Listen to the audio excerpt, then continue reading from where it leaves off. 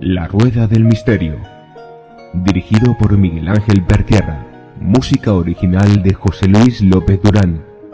Comienza La Rueda del Misterio.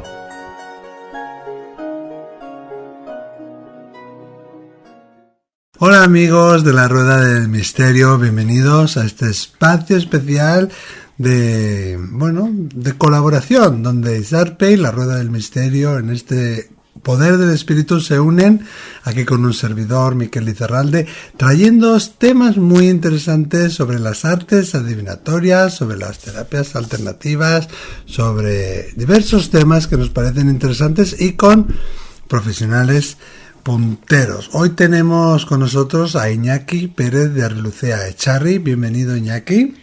Muchas gracias, Miquel. Iñaki, hoy nos va a estar hablando del mindfulness, del duelo y terapias relacionadas o técnicas relacionadas. Iñaki a ver si lo digo bien, Iñaki, que tu currículum es muy extenso. Diplomado en Ciencias de la Educación por la Universidad del País Vasco, máster en Duelo, Pérdidas y Trauma por el IPIR, el Instituto de Psicoterapia Integrativa Relacional y también la Universidad de Barcelona, y experto en Mindfulness por la Universidad de Zaragoza. Vaya currículum, Iñaki. Y muchos más que no decís, Iñaki. Si alguien quiere saber de ti, tienes una página web, ¿verdad? Sí, tengo una página web que es iperedearrelucea.com. iperedearrelucea.com. Y si alguien quiere mandarnos consultas, peticiones, si alguien quiere comentar o sugerir un tema, ya sabéis, el poder del espíritu el poder del espíritu @laruedadelmisterio.es, y Isarpe, ya sabéis, www.isarpe.org.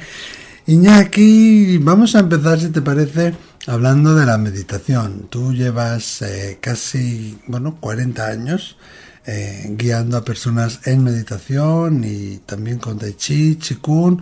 Fuiste una de las personas precursoras, introductoras del Qigong, del Tai Chi aquí en San Sebastián. Cuéntanos cómo llega en aquella época, además, ¿no?, que hablamos de una España mucho más cerrada, donde no había mucho contacto de Oriente, o que pocas cosas de Oriente llegaban. ¿Cómo Iñaki llega a estar en contacto con ese mundo? Bueno, antes que nada quiero decirte que 40 años no llevo yo llevando gente en el mundo de la meditación. 40 años, 38 para 39, son los que llevaría yo formándome. O sea, yo empecé hace 39 años ya con mi maestro en Omilla La Sal, con Hugo en Omilla La Sal, en el mundo del Zen. Vamos, yo entré en el mundo de la meditación, las artes marciales, el Tai Chi y todo este mundo debido a que mi familia, por parte de madre, viene de las Islas Filipinas. Anda. Y quieras que no, el mundo oriental pues nos ha atraído sobremanera. Y habrá estado presente en tu día a día también, me imagino. Una influencia. Sí, una influencia total. Aparte, yo desde los 6 años ya mi madre me introdujo en el mundo del judo. Y a raíz de ahí pues se fueron abriendo diferentes puertas hasta llegar al día de hoy, ¿no?, en el cual pues ya con una edad determinada llevo grupos de diferentes técnicas, de diferentes cosas. Pero es verdad que fuiste uno de los precursores del Tai Chi de aquella época, que estamos hablando como del año, vamos a decir, 77, por ahí, ¿no? 78. A ver, yo creo que sí, por ahí serían del 76, 77. Y yo comencé, pero en realidad yo comencé aprendiendo con personas que ya practicaban Tai Chi en aquella época, y a raíz de ese aprendizaje que empecé en Donosti me expandí, como quien dice, me dividí yendo a diferentes lugares para ir aprendiendo. ¿Y cómo era en aquella época hablar del Tai Chi, hablar de la meditación? Hoy en día cada esquina tenemos casi un centro de yoga, pero entonces... En aquella época te puedo decir que en mi caso, en casa, se me decía que estaba metido en una secta, ¿no? Y les generaba bastante inquietud. Anda, y eso que venían del mundo oriental. Claro. Pero sin embargo, en la calle, cuando yo ya, al cabo de unos años, ya llevaba clases y llevaba grupos, se me llegó a acusar de estar metido en una secta y de ser el director de ella. O sea, en aquella época el hacer Tai Chi te señalaban con el dedo. Y no te cuento nada si encima aparte hablas de meditación. Entonces, meditación, el zen, todo eso era algo extraño todavía en este estado, ¿eh? En otros sitios no, pero desde luego aquí sí. No fue fácil. No estaba abierta a la gente. No, al menos en mi caso. Y Donosti no era un caso aparte, vamos. Donosti... Bueno, ¿y qué es la meditación? ¿Cómo lo podemos describir? ¿Para qué sirve? Bueno, cuando hablamos de meditación, me gustaría mucho más enfocar quizás el tema en la atención plena, ¿no? Lo que hoy en día podríamos decir mindfulness. Ajá. Y sí que es cierto que yo comencé desde un punto de vista con el Zen, desde mis comienzos son el Zen, sí. Y a partir de ahí budismo tibetano, taoísmo, lo que... Para quitar lo que es el término meditación, podríamos decir un poquito más el término concentración, atención plena, el estar en el momento presente, ¿no? Que es lo que hoy en día se entiende más como mindfulness. Mindfulness, pero mindfulness sería una característica más de la meditación. Sí, mindfulness, ser mindful, ser atentos, ser consciente, es una característica especial. En realidad es un modo de ser, un modo de vivir con atención. Y esto, con el terreno, con el tiempo, sí, puede derivar a través de la práctica en lo que ya podríamos llamar meditación. Pero la parte básica y la parte necesaria para poder avanzar en este mundo, cuando digo este mundo me refiero en el mundo de la meditación. Sí. Lo primero y básico es mindfulness, o sea, atención plena. O sea, podríamos decir es sinónimo, atención plena de mindfulness. Sí, es la traducción no literal de lo que sería mindfulness, que en realidad es una traducción me parece que, bueno, no soy muy ducho porque no es mi estilo, pero es sati, me parece que es la palabra, se dice sati y la traducción es mindfulness en inglés y en castellano, atención plena, aunque me gusta mucho más a mí decir consciencia plena. Hombre, suena de otra manera, consciencia plena. A mí al menos me gusta mucho más. Y cualquiera puede meditar, cualquiera puede hacer, o practicar el mindfulness. Sí, a ver, ya de por sí, todos de manera natural tenemos atención plena. Todos de manera natural tenemos un mindfulness ahí. Cuando un escalador sube a una pared está en totalmente atención plena, ya que en ello está su vida también, ¿no? Y cuando un judoka está en pleno combate, también ahí puede haber un momento de atención plena. Cuando un deportista puede mantener, o sea, cuando está en el momento presente y solamente existe eso, podemos llegar a un momento de atención plena, en el cual luego también deriva lo que se llamaría el fluir, o que ahora también habréis oído por ahí también en lo que es el flow, el fluir. El flow. Sí, entonces, bueno, atención plena, mindfulness, es algo natural. Ahora bien, lo podemos cultivar más. Y, bueno, simplemente es el enfocar la mente, el mantener la mente de una manera consciente en el presente. Es estar con una aceptación, cuando estás en ese presente con una aceptación ante lo que está ocurriendo, sean pensamientos, emociones o situaciones en tu vida diaria, con curiosidad, apertura y hay una característica también dentro de lo que es mindfulness, que sería ecuanimidad, ser ecuánime y no enjuiciar lo que está ocurriendo ni como bueno ni como malo, es algo que hay que hacer hincapié. En definitiva, todo esto nos lleva a que ser mindful, ser atento, ser consciente, es un modo de ser. Es un modo de ser. Y que lo podemos cultivar, lo podemos generar, pero que también es algo que sin darnos cuenta en nuestro día a día lo estamos haciendo, ¿no? Cuando una ama de casa está fregando los platos, un jugador de ajedrez, me imagino que alguien que está haciendo un examen también está utilizando. Sí, totalmente la atención en lo que está haciendo y desaparece todo el resto y su momento es mindful. De hecho, me imagino, bueno, tú nos lo dirás ahora, ¿no? Sirve para ayudarnos a canalizar el estrés, sirve para estar más atentos. Como decíamos, alguien que quería, por ejemplo, estudiar o que quisiera estar más concentrado en un examen, ¿le podría ayudar cultivar esta técnica? Sí, le podría ayudar a ponerse delante del examen, a resolverlo, pero aparte de todo eso le podría ayudar, para mí es más importante quizás, a hacer el estudio, al estudio en sí. A ver, es ser mindful, ser una persona consciente es en sí, al fin y al cabo, una manera de ser y de actuar en tu vida. Y A ver, y también hay otra cosa que es muy importante en esto, ¿no? Que a veces, pues parece ser que las personas, a mí, cuando yo era más jovencito, pues se me podía haber acusado, ¿no? Y en cierta medida pude haberlo utilizado, ¿no? Que es una manera de la persona que se dedica a la práctica de la atención plena, a la conciencia plena, parece ser que algunos piensan que puede ser utilizado para evitar estar en el mundo real, ¿no? Como evitar pasar por el dolor. Y es todo lo contrario. No se puede escapar del dolor. No sirve para escaparse del mundo real en el cual vivimos, al contrario, es para imbuirte de la realidad como tal. Y no es para evitar sentir las emociones, sino que las emociones, y sobre todo al principio, van a surgir más poderosamente. Oye, ¿eso que nos dicen que podemos dejar la mente en blanco? ¿O que debemos de procurar dejar la mente en blanco? Bueno, yo la primera experiencia que la tuve desde bastante ya jovencito, con un lama, con mi maestro de aquella época, ya bien me dijo que cuidado con el pretender dejar la mente en blanco, puesto que dejar la mente en blanco es el equivalente a entrar en coma o tener un ataque epiléptico, que la idea no es dejar que la mente se quede en blanco, sencillamente es permitir mantener la atención y que los pensamientos fluyan de una manera en la cual no nos quedemos agarrados en ellos. Nada más, no se busca dejar la mente en blanco. Lo que sí que es cierto, que en la medida que uno va practicando, la mente se va tranquilizando y al final se convierte en una especie de mar de paz. Ya, y nos convertimos en el observador. Sí, ¿no? Bueno, ya estamos entrando ahí en un terreno ya de lo que es la práctica. Veo que tú conoces bastante. Porque... Un poquito, no como tú. Pero bueno, por lo que sé, practicas, porque... Algo hago.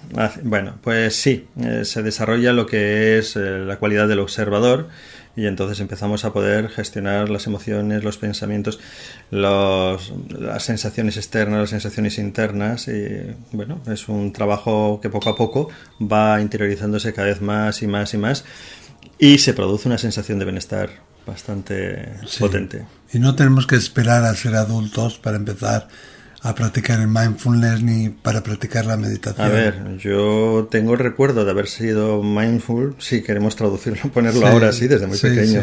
Lo que pasa es que mi padre me decía que estaba en la inopia, pero y me decía que a ver si iba a tener que ir a un psiquiatra. Pero la cuestión es que en aquella época yo entraba en atención plena y vivía el presente de aquella época como niño, y lo que pasa es que ese presente como niño chocaba muchas veces con el adulto con el adulto de al lado. Entonces me sacaban de ese estado. Ya, les eras incómodo. ¿O ese estado les era incómodo? No sé si era incómodo, pero sí desde luego les generaba miedo, y como todo lo que no pueden controlar, pues es importante que no exista. Entonces, a un adulto el no poder controlar lo que está... Es comprensible también, en cierta medida. Claro, sí, que su hijo esté viviendo unas experiencias que no sabe dar respuesta, no lo sabe gestionar, pues bueno, genera mucho miedo. Y es lo que en ese momento, pues supongo que sentían mi familia, sobre todo mi padre, claro. Que era el no oriental, ¿no? Era el no oriental. Mi madre estaba más abierta a esos temas, aunque también le generaba cierta incertidumbre. A ver, yo creo que tiene que ver con Japón, ¿no? Que tu madre tuviera esa incertidumbre, esa inquietud, porque practicabas, y corrígeme si me equivoco, muchas técnicas que venían de Japón. Ella, como filipina, había sufrido mucho pues a manos de la invasión japonesa. Claro, yo soy profesor de Aikido, soy tercer dan de Aikido, aunque ahora últimamente no estoy ejerciendo como tal. Pero sí que es cierto que ya simplemente oír la palabra Aikido a mi madre le generaba... Bueno, eso es japonés. Una de las cosas que dijo es que ningún japonés va a entrar en casa. Pero hay que entender que ella vivió unas experiencias muy traumáticas en Filipinas durante la Segunda Guerra Mundial. Como muchísimos vascos, muchísimos navarros, muchísimos españoles en aquella época en Filipinas, ¿no? Sí. Y entonces hay que entender esa cerrazón por el dolor que todavía guardaba ella, ¿no? El tema es que, claro, yo entré en el mundo de la meditación a través, sobre todo y fundamentalmente, de algo japonés, que es el Zen. Y entré en el mundo de las artes marciales fundamentalmente, ya no solamente por el tema del judo que ella me introdujo, sino ya directamente por el karate y el kendo y diferentes técnicas que se fueron colocando delante mío. Además es que yo no las buscaba, iban surgiendo. Y yo creo que a mi madre el karma era un problema. madre. un día, si te animas, nos puedes contar aquí toda la historia de tu familia en Filipinas, que sería muy interesante. Sí, sería muy interesante, pero primero tendría que hablar con partes vivas de mi familia. Claro, por supuesto. O las traemos aquí como invitadas cuando quieras. Eso sí, sería mucho más interesante, te aseguro que sí. Bueno, Iñaki, experto en meditación, profesor de meditación, también diplomado en ciencias de la educación, pero duelo, ¿no? Duelo es una de tus especialidades. La meditación, que tú das clases de meditación, la meditación se usa también en duelo. Son dos fases, dos etapas, dos ramas separadas. ¿Se combinan en algún momento? A ver, el tema de la meditación, el tema de la atención plena en el mundo, por así decirlo, cuando hablamos de duelo, si eres una persona que llevas con la práctica durante tiempo, o sea, que eres una persona que llevas practicando meditación, atención plena o otros sistemas, ¿no? Tienes la capacidad, la has podido ir desarrollando sobre todo, de aceptar las cosas según vayan llegando, ¿no? Con lo cual se suele decir que las personas que han tenido una práctica profunda de meditación, cuando ocurren eventos importantes en su vida, pérdidas, son más capaces quizás de ir asimilando esta pérdida, ¿no? Y rehacer la vida de una manera, suena un poco así, ¿no? Un poquito más fácil, ¿no? Que las demás personas que de por sí no tienen esta cualidad de la aceptación. Entonces, cuando una persona no ha hecho nunca una práctica de este estilo y tiene una pérdida, lo que no puedo llevarle y lo que no se puede hacer, igual hay alguna otra persona que lo hace, ¿no? Pero es evidente llevarle directamente a una atención plena, pues la atención plena lo que le va a llevar directamente es a un dolor que en estos momentos no está preparada para vivir. Esta persona lo que necesita es un proceso, y es ahí donde entra el acompañamiento y el asesoramiento en duelo. Sí. Ahora bien, si la persona está acostumbrada y está en la práctica, como ya te he dicho antes, el proceso de aceptación es más rápido. Evidentemente, las 4 fases, que es con lo que yo trabajo, pues que es con lo que yo he aprendido, las llevará de una manera muchísimo más fluida, mucho más rápida. A ver, yo vengo... cuéntanos. Yo vengo de un sistema he aprendido he estado durante 5 años aprendiendo con el Instituto de Psicoterapia Integrativa Relacional en Duelo, Pérdida y Trauma. Y luego me he hecho... Tienes un posgrado y un máster. Y un máster con ellos, y la Universidad de Barcelona. Y es muy importante, ¿no? Encontrar un terapeuta, alguien que esté formado y que sepa lo que está haciendo. No cualquier terapeuta nos sirve, me imagino, ¿no? Sí. Bueno, quiero hacer hincapié que yo no soy terapeuta. Yo me dedico al counseling. Acompañamiento. Yo me dedico al acompañamiento, al asesoramiento y a estar con las personas. Cuando la cosa es más... hay un estrés postraumático, hay más complicaciones, entonces son otros los profesionales lo que lo llevan, y en este caso serían psicólogos especializados, etcétera.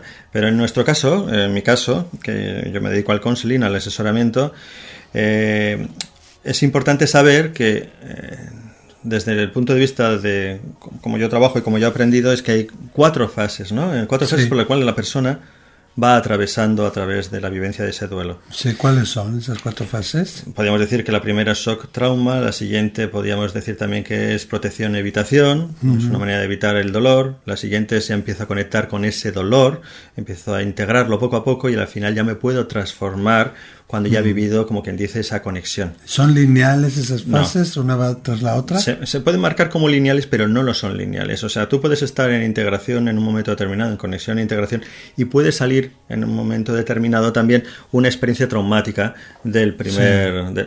puedes volver, como quien dice, a la primera fase, pero es como puntual.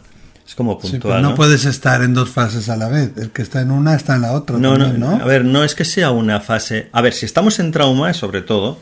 Si estamos en trauma.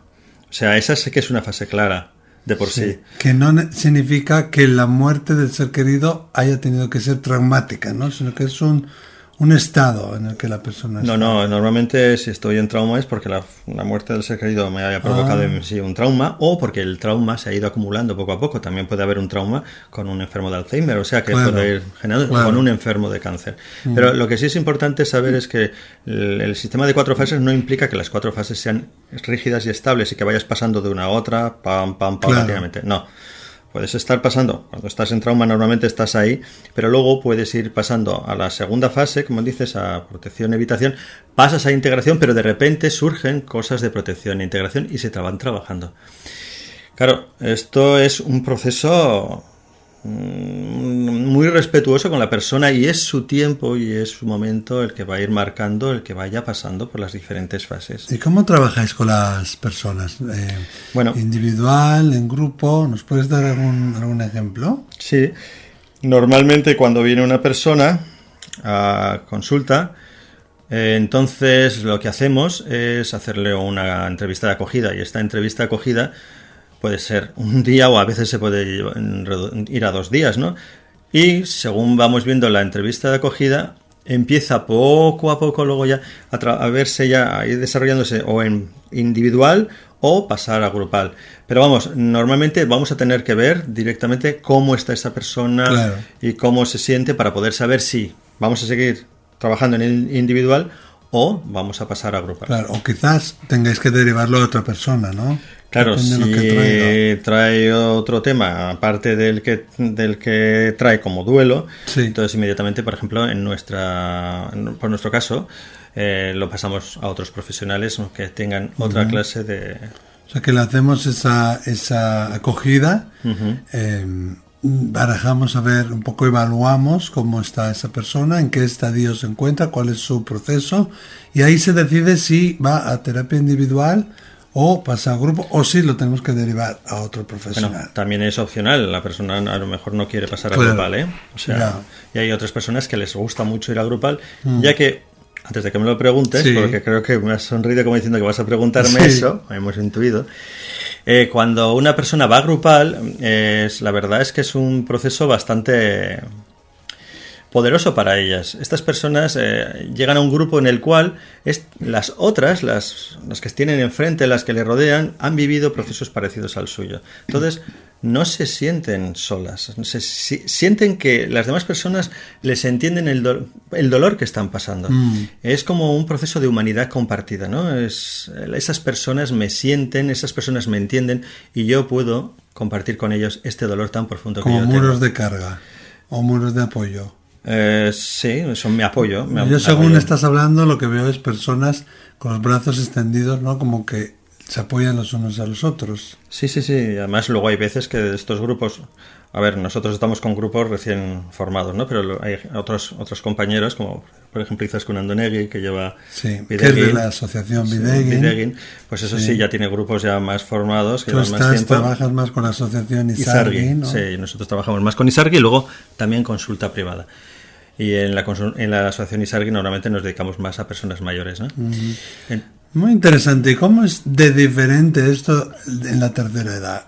¿Es mucho más exacerbada la soledad, la sensación de dependencia, de necesidad? Tú lo estás diciendo. A ver, una persona mayor ya de por sí ya tiene tantos duelos por detrás y uno de los duelos más grandes de por sí ya es la soledad. Ten en cuenta que cuando hablamos de duelo, yo siempre lo equiparo a un puzzle, ¿no? Es como que el puzzle lo colocamos encima de la mesa y de repente un puzzle de 4 o 5 piezas, no estamos hablando de un puzzle de miles de piezas, no. Un puzzle de 4 o 5 piezas le quitas 3 piezas. Anda.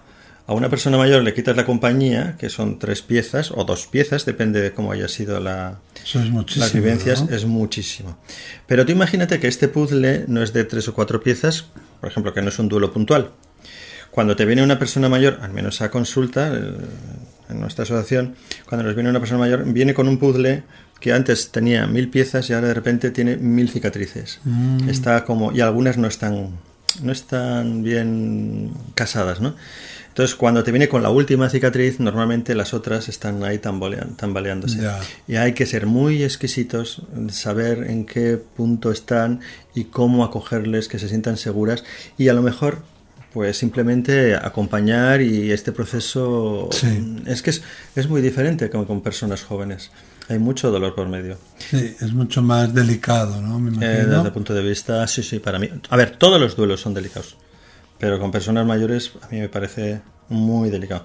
A ver, yo llevo con las personas mayores desde que tengo 17 años, que era voluntario de la Cruz Roja en Asuntos Sociales, y siempre me ha atraído el mundo de las personas mayores. De hecho, mi trabajo fundamental es con ellos, y siempre se ha visto algo tan importante como es soledad.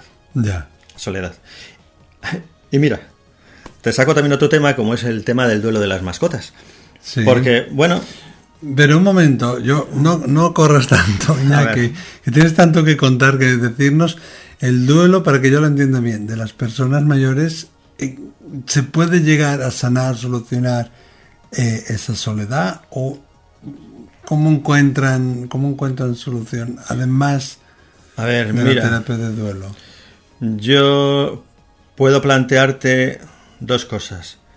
Las personas que están solas y vienen a consulta y vienen a acompañamiento y asesoramiento, si están solas, no tienen un apoyo social, encuentran inmediatamente a alguien que les escucha, y sí que es cierto que mejoran, están escuchadas, están siendo atendidas, y se genera en cierta medida como una necesidad imperiosa de que se les siga teniendo en cuenta y que sigan siendo escuchadas, debido a que no hay un apoyo social por detrás. Las personas mayores, sin embargo, que tienen familia que les apoyan, que incluso a veces lo han derivado o han pedido por favor que les asistamos, y ellas han decidido venir, porque eso es importante.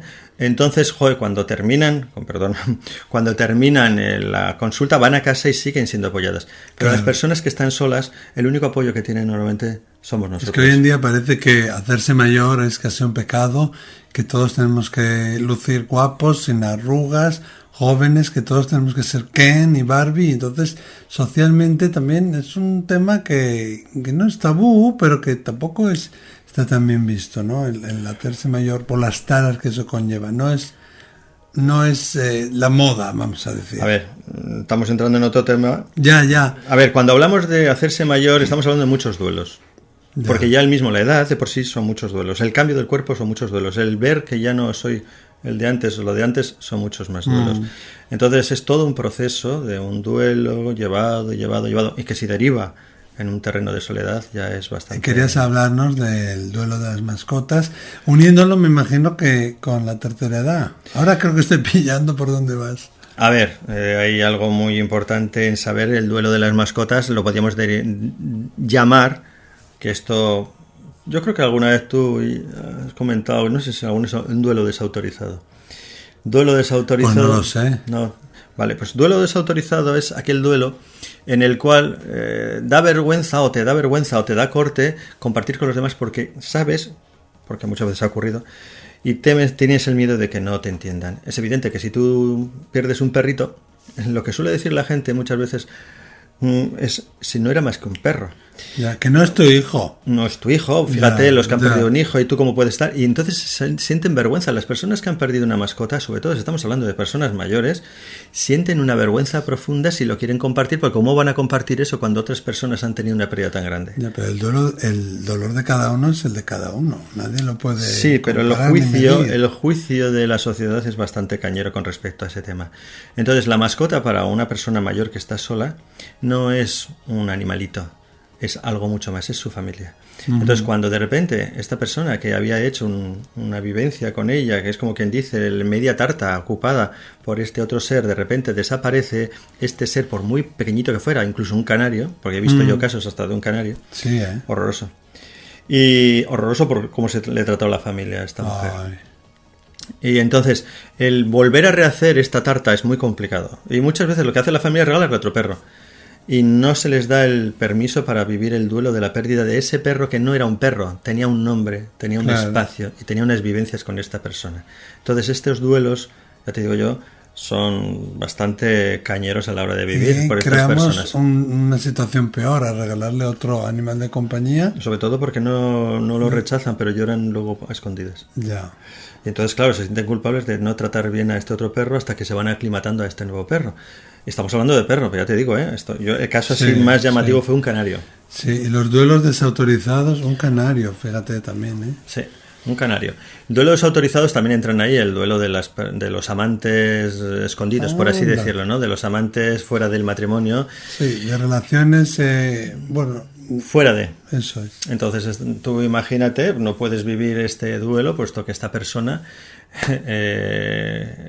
no compartía con la otra persona con la cual convivía pues sus vivencias contigo. Entonces, ese duelo para ti no es permitido. Tú no puedes ir al funeral, tú no. Y si vas, tienes que ponerte en una esquina que nadie te vea. No puedes hacer una serie de cosas que, si llega a ser lo oficial, pudieras hacer.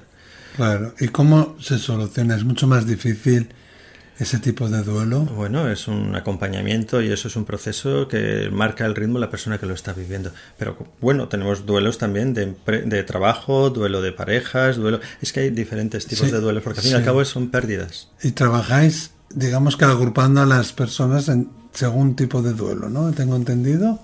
Sí, pero bueno, nuestra asociación no da para tanto, nos dedicamos más a personas mayores, pero yo sé que en las otras asociaciones, pues sí, en Videogame, por ejemplo, sí.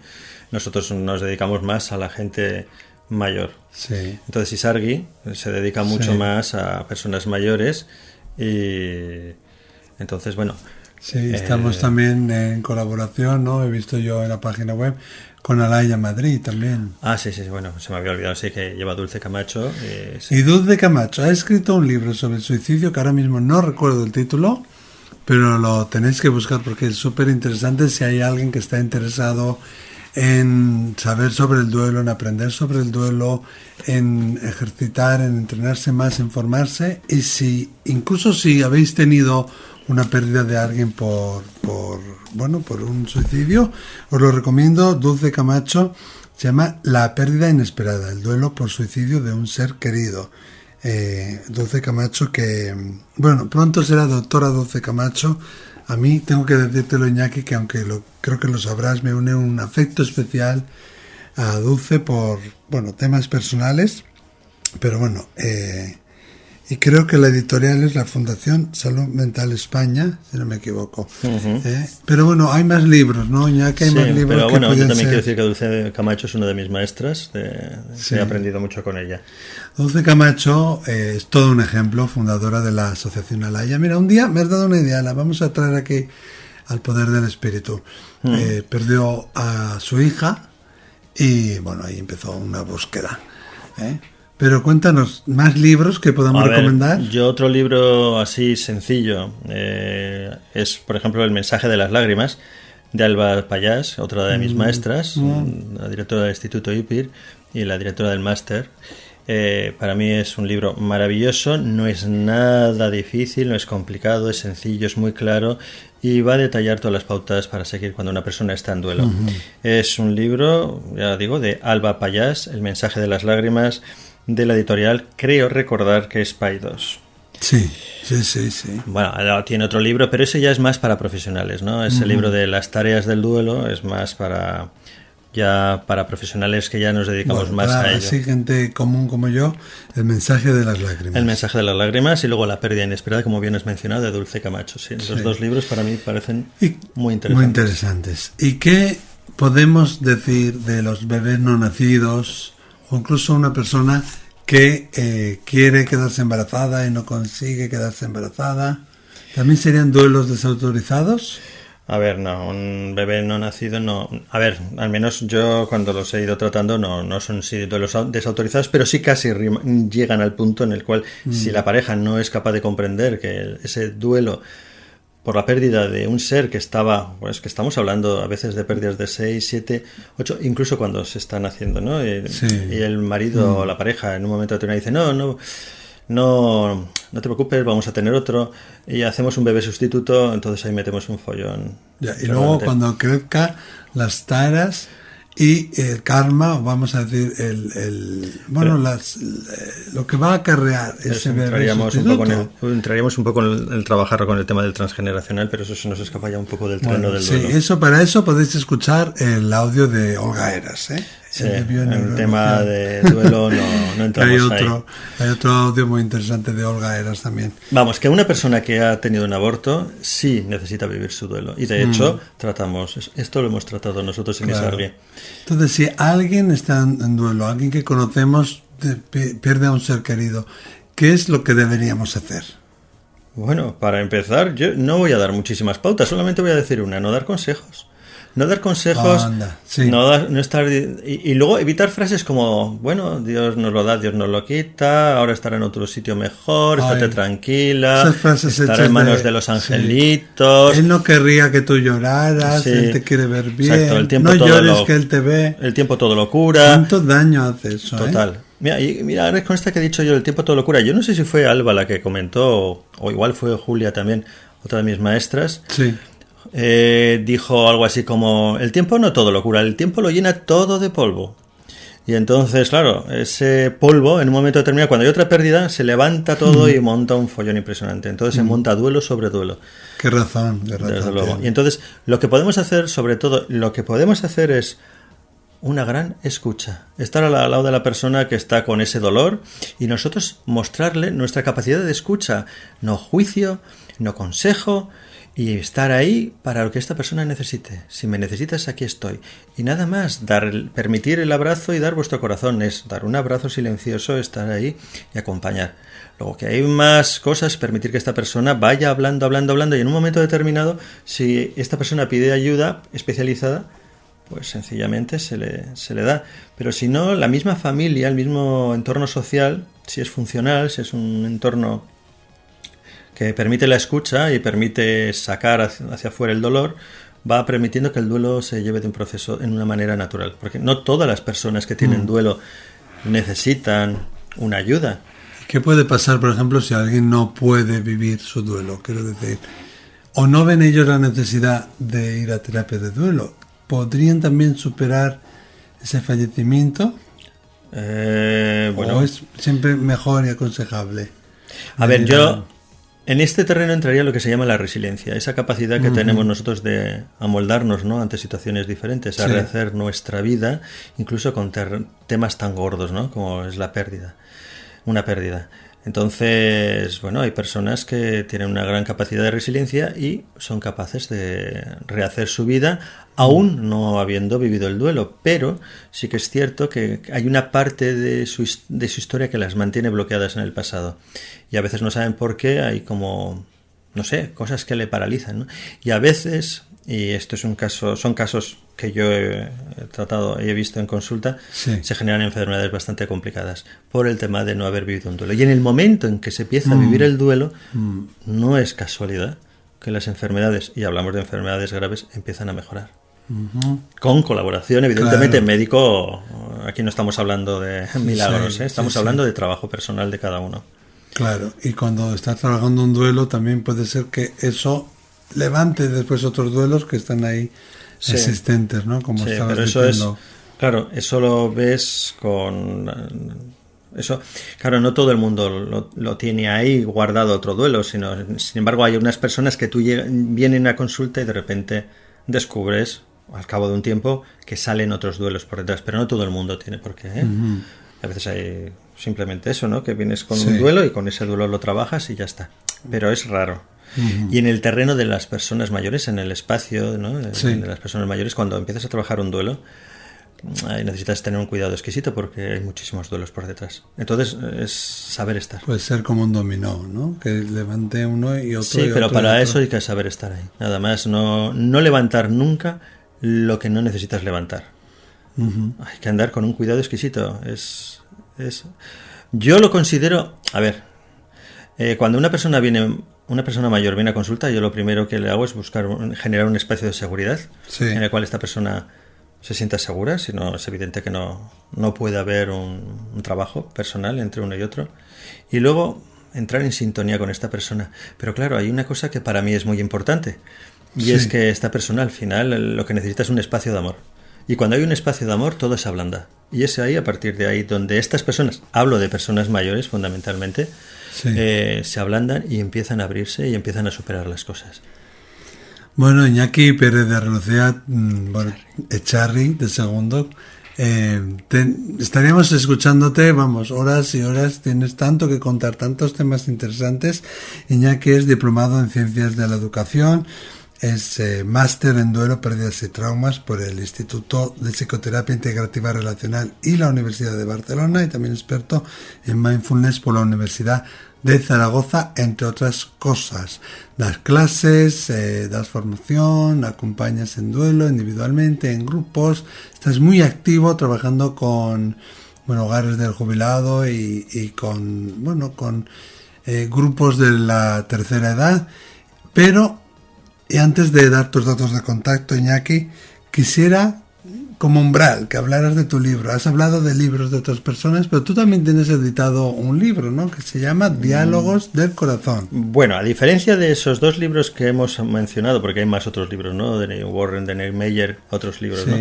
A diferencia de esos libros, hombre, no es tan científico. O sea, ya, lo mío no es tan científico, y modestia, pues dejando, yo soy más modestito que todo eso. Entonces, es un libro que se hizo en el contexto de una terapia regresiva, ¿no? Y a partir de ahí se entró en contacto con una parte que al principio no sabíamos qué era. Mis compañeros y yo no sabíamos qué es lo que se había contactado. Y en un principio pensábamos que eran entes separados a mí, hasta que al final llegué con el tiempo a la conclusión de que el contacto era con el yo superior. Y es algo que yo tengo muy claro, ¿no? Y el contexto de esta terapia, me acuerdo que teniendo a la terapeuta delante, se preguntó, ¿no?, a ver si... Erais tres, ¿no?, que lo hacíais en... fundamentalmente estaba yo con una persona, la otra persona no estaba, ¿no? Pero sí que es cierto que en un momento determinado pues preguntamos si esto había sido interesante vivirlo, a ver si era interesante pues editarlo, ¿no? Y dijo, bueno, podéis editarlo si queréis, pero lo importante ya está dicho. Y bueno, con que una persona cambie a raíz de que lo lea, ya me doy por satisfecho. Y me acuerdo que entonces yo le pregunté, bueno, ¿y cómo llamamos a este libro? ¿Cómo podemos mencionarlo? Y entonces la contestación fue Diálogos desde el corazón. No Diálogos del corazón, que es como ha salido. En la editorial se equivocaron. Es Diálogos desde el corazón. Entonces yo pregunté, entonces, ¿esto qué ha sido? ¿Un diálogo con mi corazón? Y entonces la contestación fue, ¿desde dónde crees si no? Entonces, es que es un libro, para mí es un libro que ha significado mucho, es muy bonito, pero sí que es cierto que hay que leerlo varias veces. Pues ya tenemos varios programas, las Filipinas, otro día vienes a hablarnos de tu libro y del yo superior, que ahí has soltado una palabra muy interesante que seguro que nuestros oyentes quieren saber más de ello. A ver, te corto un poco, ya simplemente para dejarte los dientes un poquito más largos. A ver. Para mí hay una parte muy importante dentro de nosotros, ¿no? Es el yo superior, como la parte más sabia, que es la parte sabia y intuitiva, pero fundamentalmente sabia. Y luego tenemos el niño interior, que es una parte emocional muy importante que nos puede ayudar a que nuestra vida vaya en una dirección o en otra. Y luego el corazón de por sí, que es el que fusiona a los dos, el yo superior y el niño interior. Convertir el niño en amoroso a través de una razón amorosa. Y vivir con atención y corazón. Toma ya, pues ahí queda Iñaki Pérez de Arrelucea Echarri. Vamos, tienes que venir, te emplazamos para que vengas otro día más. Si alguien lo quiere localizar, iperezdearrelucea.com, las dos con Z, info@shihho.org, 943104779. Ya sabéis que de este y de muchos otros temas también en la web de ISARPE, www.isarpe.org, y para contactar con nosotros el poder del espíritu @laruedadelmisterio.es. Bueno, con los dientes largos no, nos vamos con los dientes larguísimos. Muchísimas gracias, Iñaki. Muchas gracias a ti. Hasta pronto. Hasta pronto. ¿Y si a través de tus sueños tuvieras el poder de viajar en el tiempo y ser testigo de la vida de otra persona? ¿Y si tu casa escondiera un oscuro secreto donde nada es lo que parece? ¿Y si pudieras cambiar el pasado a través del presente? ¿Lo harías? La Flor del Beso es una novela llena de misterio que te transportará desde España, pasando por la Segunda Guerra Mundial, hasta nuestros días en una conexión entre los fantasmas del pasado y los del presente. La novela de Pablo Tresgallo Vallejo, ya a la venta en Amazon.es. Descubre el secreto de la Flor del Beso y déjate llevar por una historia entre la realidad y los sueños. ¿Estás pensando en publicar tu libro? Con Ediciones Ende puedes hacerlo por menos de lo que imaginas. Con vender tan solo 20 libros, recuperarás la inversión de imprimir 50. El resto será beneficio para ti. Solicítanos un presupuesto sin compromiso en www.editar.com.es. Tú escribes el libro y nosotros nos encargamos de la maquetación profesional del texto, diseño exclusivo de la cubierta, ISBN, depósito legal, código de barras y además te enviamos sin coste adicional los ejemplares impresos a tu domicilio. Todo ello a precios increíbles. Por ejemplo, 50 libros de 100 páginas por tan solo 220 euros. Recuerda, Ediciones Ende en www.editar.com.es. Escucha La Rueda del Misterio en Radio Denex. Lunes y miércoles a las 20 horas. Martes a las 6 de la madrugada. Y sábados a las 7:30 de la mañana. Sigue La Rueda del Misterio en Radio Denex. www.edenex.es.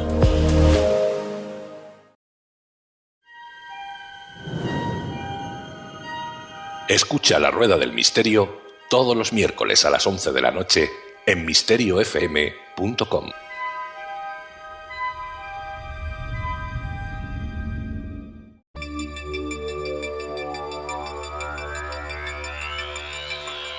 Han escuchado La Rueda del Misterio. Pueden visitarnos en www.laruedadelmisterio.es.